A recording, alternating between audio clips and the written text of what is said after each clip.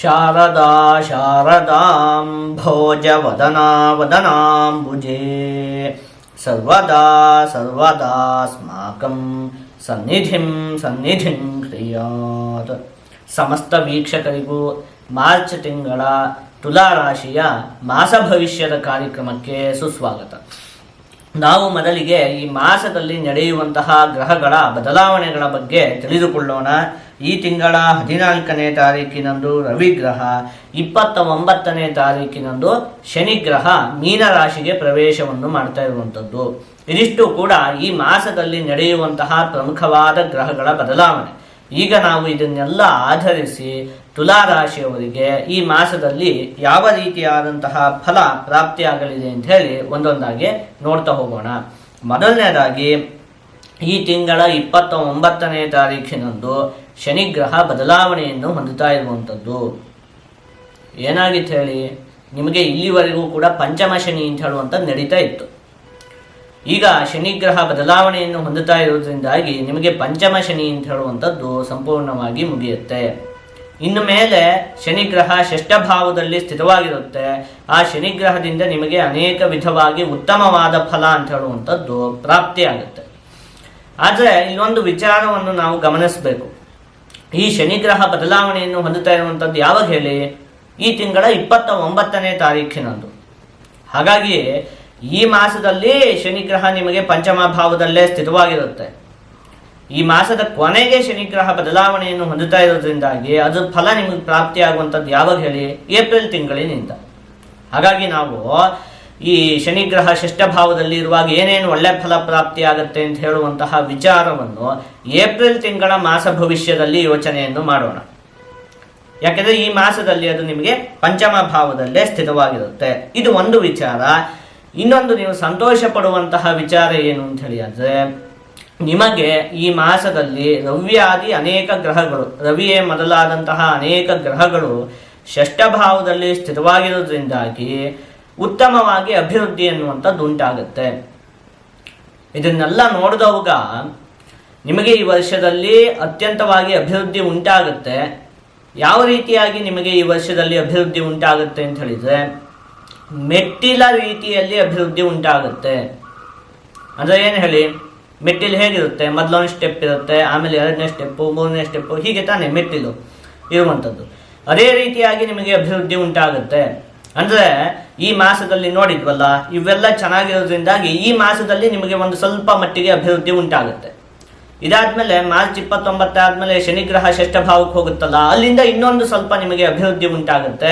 ಅದಾದ್ಮೇಲೆ ಮೇ ತಿಂಗಳಲ್ಲಿ ಬೃಹಸ್ಪತಿ ಗ್ರಹ ಬದಲಾವಣೆಯನ್ನು ಹೊಂದಿದಂತಹ ಸಂದರ್ಭದಲ್ಲಿ ಇನ್ನೂ ಕೂಡ ಅಭಿವೃದ್ಧಿ ಉಂಟಾಗುತ್ತೆ. ಅದಕ್ಕೆ ಹೇಳಿದ್ದು ಸ್ಟೆಪ್ ಬೈ ಸ್ಟೆಪ್ ನಿಮಗೆ ಅಭಿವೃದ್ಧಿ ಅನ್ನುವಂಥದ್ದು ಉಂಟಾಗುತ್ತೆ. ಒಂದು ರೀತಿ ನಿಮಗೆ ಈ ವರ್ಷ ಮೆಟ್ಟಿಲ ರೀತಿ ಇದೆ.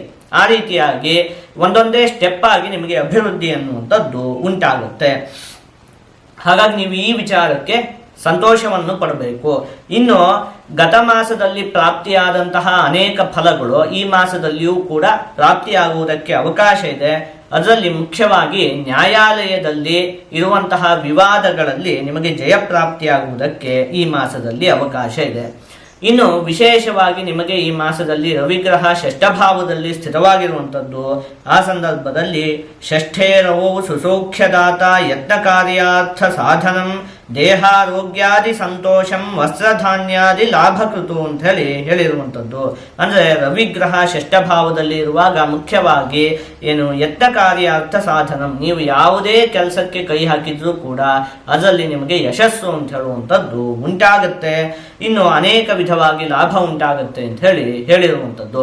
ಅದಕ್ಕೆ ನಾನು ಹೇಳಿದ್ನಲ್ಲ, ಈ ಮಾಸದಲ್ಲಿ ನಿಮಗೆ ಉತ್ತಮವಾದ ಫಲ ಅಂತ ಹೇಳುವಂಥದ್ದು ಪ್ರಾಪ್ತಿ ಆಗುತ್ತೆ. ಇದಕ್ಕಿಂತಲೂ ಇನ್ನು ಮಾರ್ಚ್ ಆದ್ಮೇಲೆ, ಅದಕ್ಕಿಂತಲೂ ಇನ್ನು ಮೇ ಆದ್ಮೇಲೆ, ಒಟ್ಟಲ್ಲಿ ಚೆನ್ನಾಗಿ ಅಭಿವೃದ್ಧಿ ಆಗುತ್ತೆ. ಈ ಮಾಸದ ಈ ಒಂದು ವರ್ಷದಲ್ಲಿ ಆ ಅಭಿವೃದ್ಧಿ ಆರಂಭ ಆಗುವಂಥದ್ದು ಈ ಮಾಸದಲ್ಲಿ.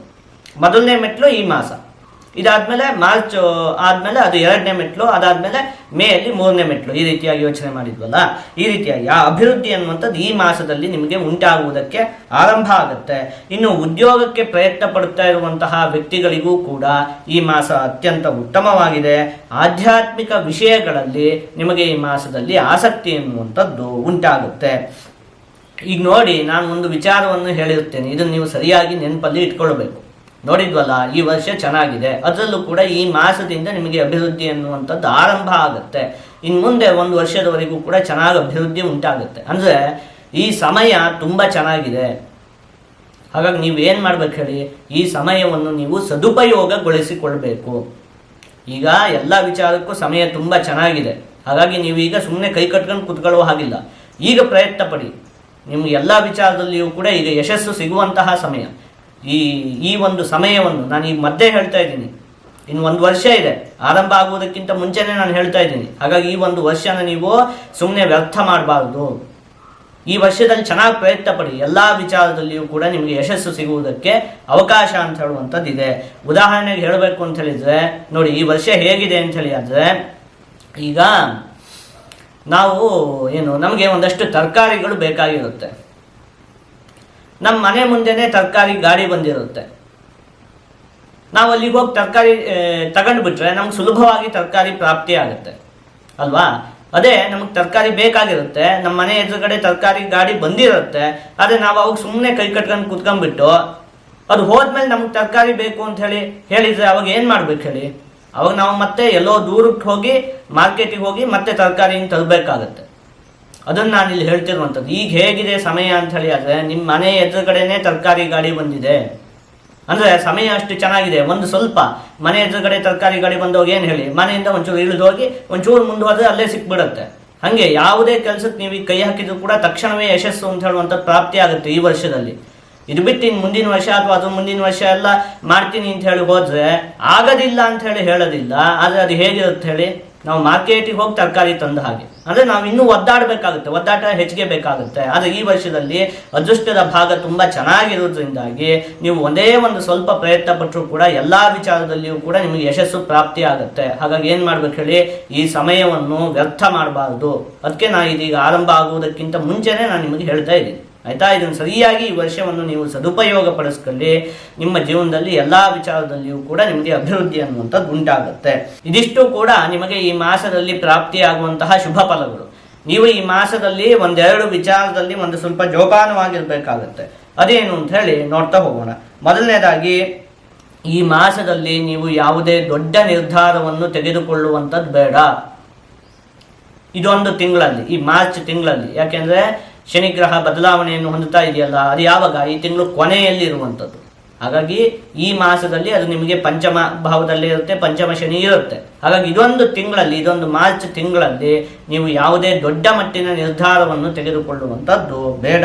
ಇನ್ನು ಸಹೋದ್ಯೋಗಿಗಳೊಂದಿಗೆ ಆದಷ್ಟು ತಾಳ್ಮೆಯಿಂದ ನೀವು ವರ್ತನೆಯನ್ನು ಮಾಡಬೇಕು. ವಿದ್ಯಾರ್ಥಿಗಳು ಓದಿನ ಕಡೆಗೆ ಈ ಮಾಸದಲ್ಲಿ ಅತಿ ಹೆಚ್ಚಿನ ಗಮನವನ್ನು ಕೊಡಬೇಕು. ಈ 1-2-3 ವಿಚಾರದಲ್ಲಿ ನೀವು ಈ ತಿಂಗಳಲ್ಲಿ ಜೋಪಾನವಾಗಿರಬೇಕು. ಇದಾದ್ಮೇಲೆ ನಿಮಗೆ ಕ್ರಮವಾಗಿ ಅಭಿವೃದ್ಧಿ ಅನ್ನುವಂಥದ್ದು ಉಂಟಾಗುತ್ತೆ. ಈಗ ಇದನ್ನೆಲ್ಲ ಒಟ್ಟುಗೂಡಿಸಿ ನಾವು ಒಂದೊಂದೇ ವಿಚಾರದಲ್ಲಿ ಈ ಮಾಸದಲ್ಲಿ ಯಾವ ರೀತಿಯಾದಂತಹ ಫಲ ಪ್ರಾಪ್ತಿಯಾಗಲಿದೆ ಅಂತ ಹೇಳಿ ನೋಡ್ತಾ ಹೋಗೋಣ. ಮೊದಲನೇದಾಗಿ, ಆರೋಗ್ಯಕ್ಕೆ ಸಂಬಂಧಪಟ್ಟಿರುವಂತಹ ವಿಚಾರದಲ್ಲಿ ಈ ಮಾಸ ಉತ್ತಮವಾಗಿದೆ. ಕುಟುಂಬಕ್ಕೆ ಸಂಬಂಧಪಟ್ಟಿರುವಂತಹ ವಿಚಾರದಲ್ಲಿಯೂ ಕೂಡ ಉತ್ತಮವಾಗಿದೆ. ವಿದ್ಯೆಗೆ ಸಂಬಂಧಪಟ್ಟಿರುವಂತಹ ವಿಚಾರದಲ್ಲಿ ವಿದ್ಯಾರ್ಥಿಗಳು ಒಂದು ಸ್ವಲ್ಪ ಪರಿಶ್ರಮವನ್ನು ಪಡಬೇಕು. ಹಣಕಾಸಿಗೆ ಸಂಬಂಧಪಟ್ಟಿರುವಂತಹ ವಿಚಾರದಲ್ಲಿ ಈ ಮಾಸ ಮಧ್ಯಮವಾಗಿದೆ. ಉದ್ಯೋಗಕ್ಕೆ ಸಂಬಂಧಪಟ್ಟಿರುವಂತಹ ವಿಚಾರದಲ್ಲಿ ಈ ಮಾಸ ಉತ್ತಮವಾಗಿದೆ. ಇದಿಷ್ಟು ಕೂಡ ಈ ಮಾಸದಲ್ಲಿ ಪ್ರಾಪ್ತಿಯಾಗುವಂತಹ ಫಲಗಳು. ಆದಷ್ಟು ನೀವು ಈ ಮಾಸದಲ್ಲಿ ಆಂಜನೇಯ ಸ್ವಾಮಿಯ ಆರಾಧನೆಯನ್ನು ಮಾಡಬೇಕು. ಹಾಗೆ ಮಾಡುವುದರಿಂದ ನಿಮಗೆ ಯಾವುದೇ ಸಮಸ್ಯೆ ಅಂತ ಹೇಳುವಂಥದ್ದು ಉಂಟಾಗುವುದಿಲ್ಲ. ಎಲ್ಲ ವಿಚಾರದಲ್ಲಿಯೂ ಕೂಡ ಶುಭ ಫಲ ಪ್ರಾಪ್ತಿಯಾಗುತ್ತೆ.